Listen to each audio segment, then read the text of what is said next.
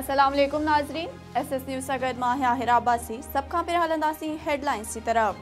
Chief justice of Pakistan justice Umar Ata Bandial चयो आहे त अरशद शरीफ जी पाकिस्तान मां निकिरी वञण जे सबबनि जी जांच कराई वञे।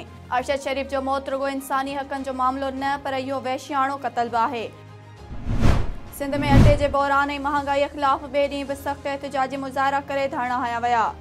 उमरकोट में शहरनि जो अटे जे महांगनि अघनि ते विकिरे ख़िलाफ़ अलाह वारे चौक ते केतिरनि ई कलाकनि खां लॻल धरणो जारी आहे।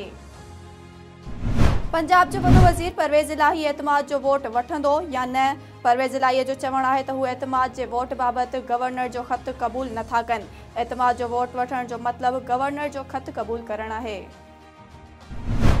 नाज़रीन, ही हुई हिन वक़्त ताईं जूं हेडलाइंस। वधीक तफ़सीली ख़बरूं ॾिसंदा असांजे यूट्यूब चैनल ते। असांजे यूट्यूब चैनल खे लाइक ऐं सब्सक्राइब करणु न विसारींदा।